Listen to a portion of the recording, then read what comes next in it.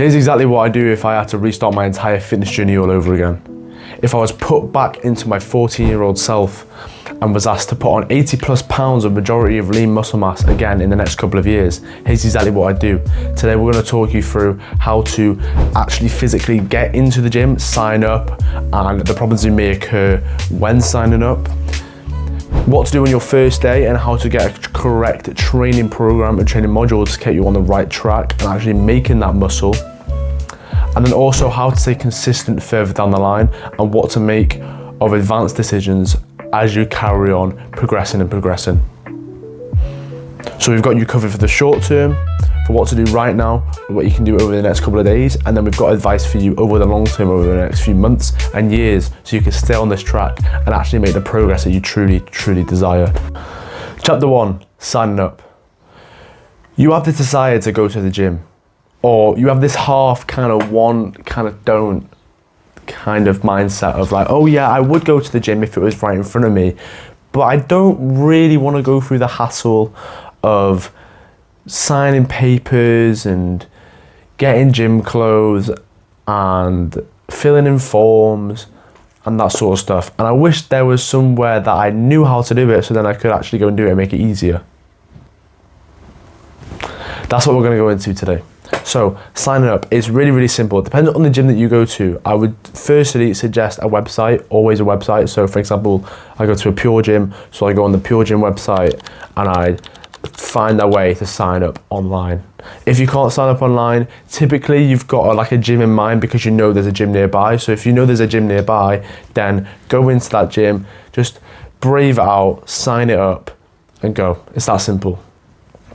The first hurdle that teenagers often say to me is, oh, I don't have any money, how am I going to be able to pay?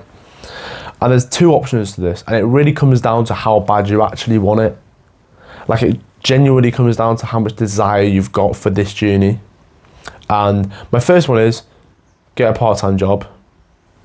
It's that simple. I wish I got a job so much earlier. It would have kept me from doing stupid habits, being bored all the time. Yeah, I've got school, but I only need to work like once or twice a week, and I've got a gym membership easily. Once a week. Bro, you could work on like a Thursday night, you know?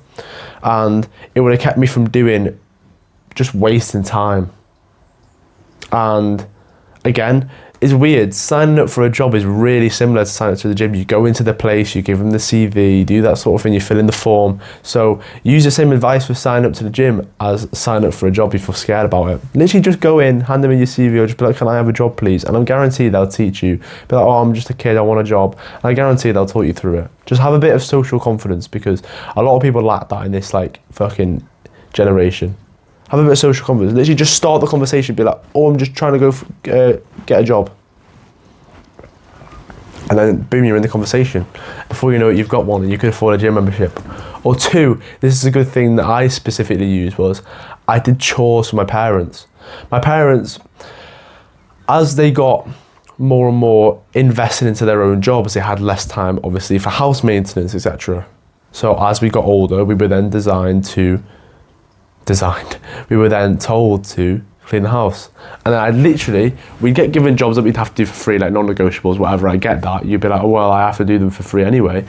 This is what I did. I offered to do extra for money. And when you say money, your parents can be like, what? Why do you need money for? Well, you know, you're literally just a kid. And when you explain like, oh yeah, this is for my gym membership and I want to get a good body and I want to feel more confident in my own skin and I want to be exercising and be healthy. And I guarantee you, give all these wholesome reasons when maybe they're true, maybe they're not. Whatever you want to go for the gym for, bro, is up to you.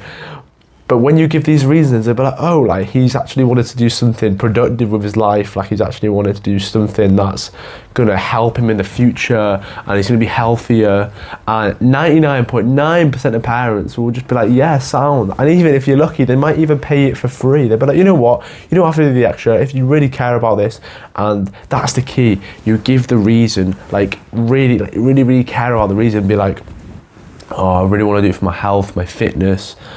I want to feel comfortable in my own skin, like shit like that. Say shit like that to make it compelling. And they'd be like, you know what, if you want this for really good reasons, then you know what, I might even pay for it myself. And I'm not saying expect that, obviously don't expect that, your parents work very hard, but that might, in some cases, might happen, you know, you're a kid, you're their child, they might treat you, you never know. So that's specifically what I do when you're like, oh, I don't have any money. Get a job which is like, I'd say for probably first choice, just because you don't want to be leeching off your parents. Like me personally, I'd be like, you know what, I'll provide like my own money to this, like this is what I want to do, so I'll do it. Get you into good habits when you're older, etc. Or do chores around the house and help your parents pay for it. Now, one thing that particularly my brother's going through at the minute, like he wants to start the gym, he's, you know, pick the gym where he's not actually old enough. You have to be 16 to go to a Pure Gym, and he's like, oh, I want to go. And I was like, no, just go to a gym where you're actually allowed to go, and then you can build the habit, and then you can change when you're older. So if you're thinking, I'm not old enough for this gym, pick a gym where you're old enough to go to, bro. It just makes sense, bro. Don't be waiting around and be like, I'm not old enough, and use that excuse when you can go to another gym that actually lets you go there. So don't be like him, I made that excuse. But he's done this with my dad. Like, he's been like, oh, you know what, I want to go to a gym, blah, blah, blah. And my dad's going, yeah, sound, fine. And then he forgets, and then he hasn't gone. And to overcome this problem is, you need to figure out when your parents get paid. It sounds awkward, it sounds weird, but with my brother, it's like, my dad's like, yeah, when I get payday, I'll start paying for it. And then obviously as I get paid, it'll come out right after I get paid. So I'll always have money to pay for your gym membership, right? But then payday comes around and he forgets. So you need to find out what his payday is. A bit like, oh, by the way, when is your payday, by the way?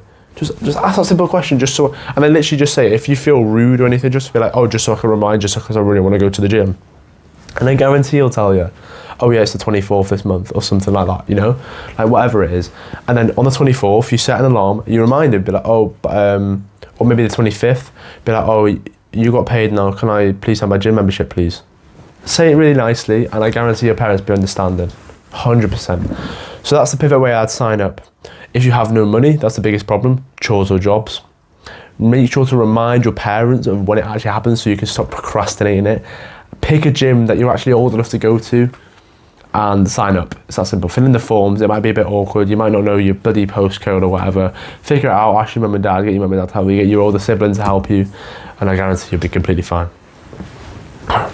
Chapter 2, your perfect first day. There's so many strategies that people take to start their first day in the gym, and none of them are better than mine. I can say that with full confidence, none of them are better than mine.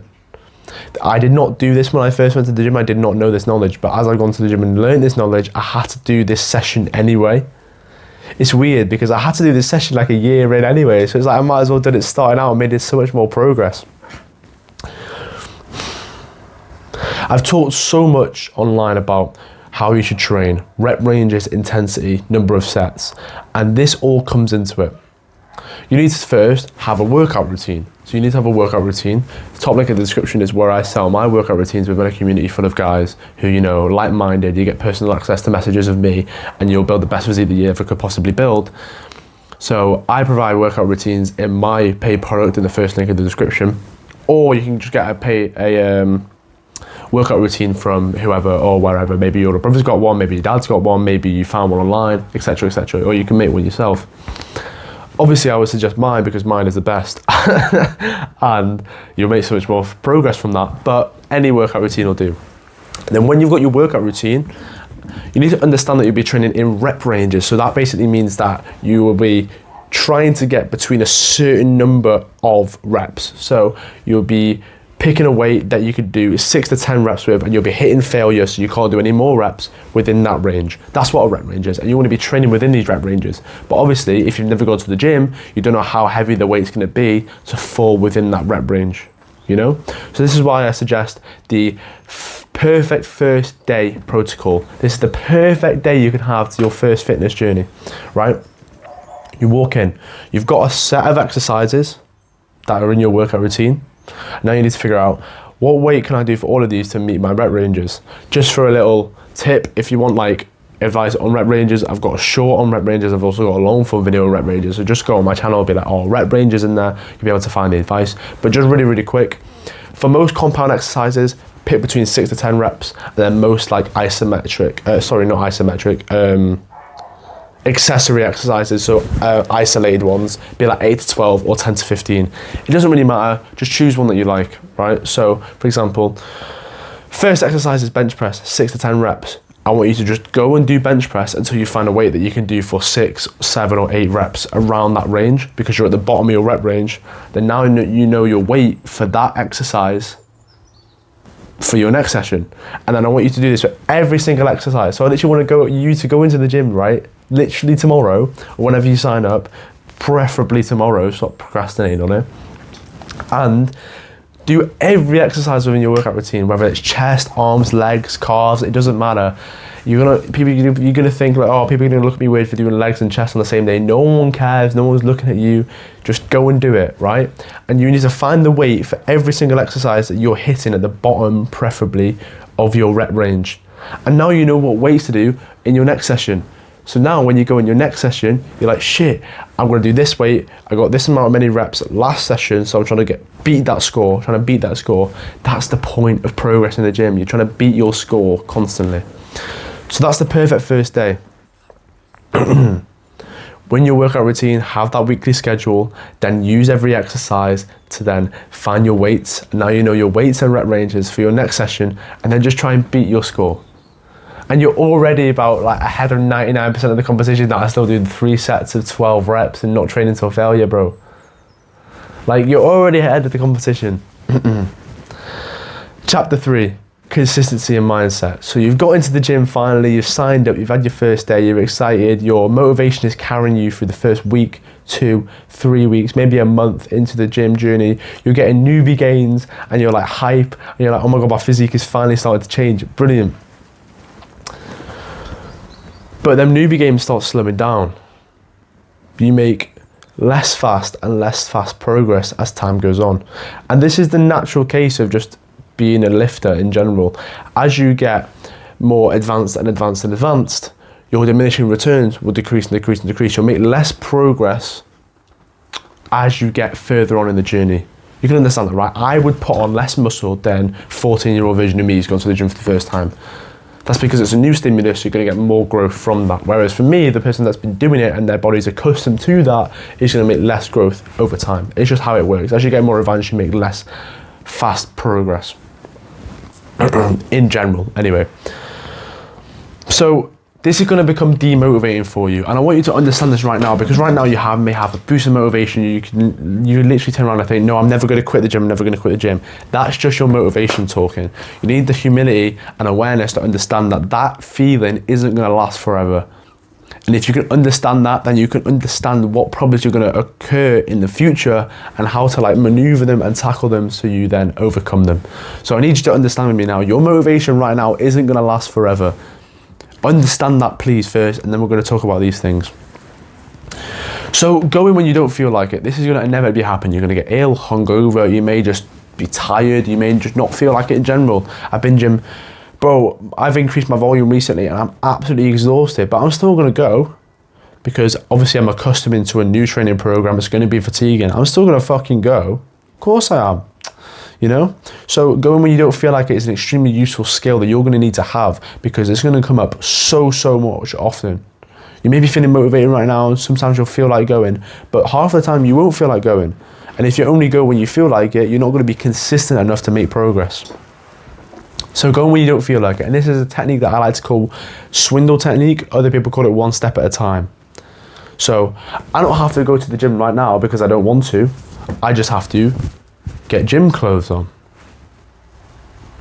I can do that. I don't have to go to the gym right now. This is when you've got your gym clothes on. I just have to get my pre-workout gym ready. I put my music in, put my headphones on, I'm jamming, my pre-workout's there, I'm ready, I'm drinking it. I don't have to go to the gym right now. I just have to get into my car. I can do that. Anyone can do that. And once you're in your car, your music's blaring, you're feeling the effects of the pre-workout, if you've got any, by the way, and all of a sudden you're going to want to go to the gym again. So you see how taking it that one step at a time in a series of decisions that are a lot easier to carry out, a lot less friction within those decisions, is going to actually get you to the point where you go to the gym rather than thinking, oh fuck, I've got to go to the gym, and that feels too much for you right now.